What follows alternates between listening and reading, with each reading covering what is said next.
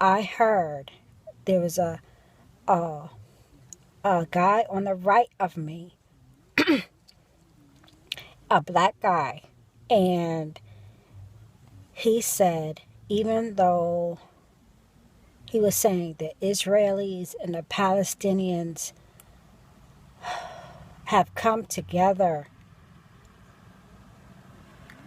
the people talking about, I believe, UNESCO or the United States should have been in Prague. Well, you guys, I hate geography.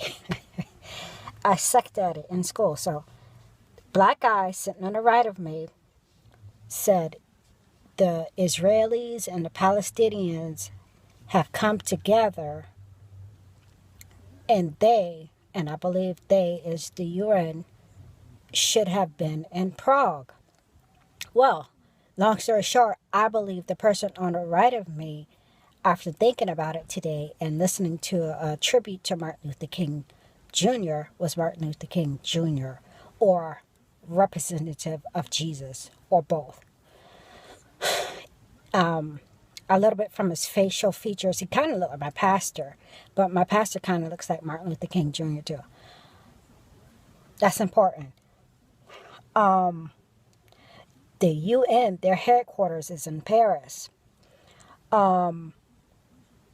Also, Prague. You guys, there's so much about Prague. I had to look it up because I was wondering why was I hearing this. So anyway, we both know that modern day Palestine, the Jews believe that modern day Palestine is Israel, is ancient Israel. So the people are together there, in a sense, mixed up among each other. I know some Palestinians and some Israelis are friends. And it made me think about Martin Luther King Jr. And his civil rights, being a leader in the civil rights movement. Also, Prague is located in Central Europe. Hold on, you guys. Let me turn off my radio. And when I looked at the map of it, it kind of looked like it was like smack dab in the middle of, like, anyway, it's bordered by like Poland, Germany, and a couple other countries. I can't think off the top of my head. Also, there was a French occupation until 1747.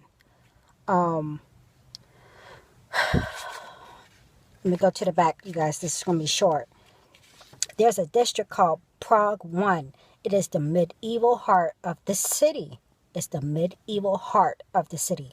One of those cities is the Jewish Quarter. And they, interesting enough, they do have a street called New World Street. Prague 1 district has the most expensive real estate in that city.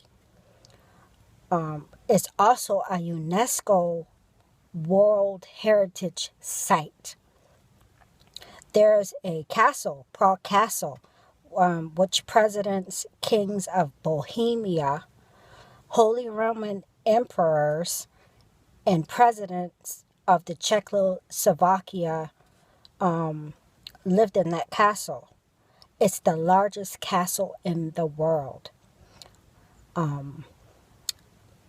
The presidents of the presidents that lived in the presidents of Czechoslovakia that lived in that castle were there during both world wars, WW1 and WW2.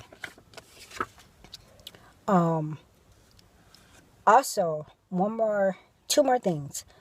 There's an official site of a statuette of baby Jesus. Like, they dress this thing up, they idolize it, they think that it has miraculous miracles. They call it the mediator of mercy and miracles. Like, this thing is like encased in it, and they guard it with, like, it's like a museum site. This Catholic church.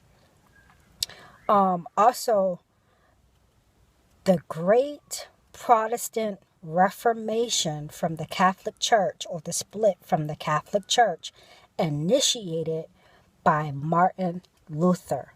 You guys, this is no this is no coincidence.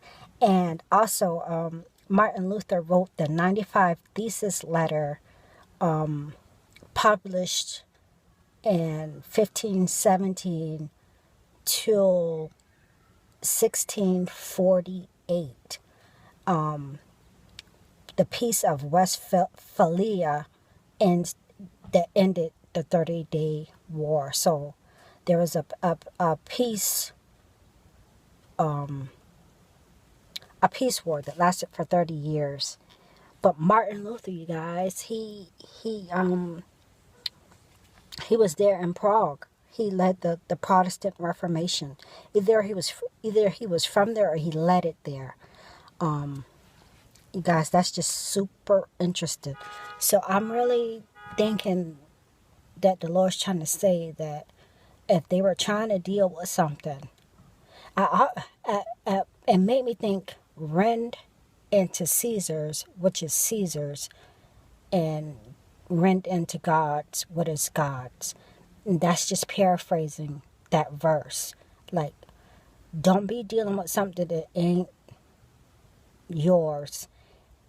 Go deal with something far less important.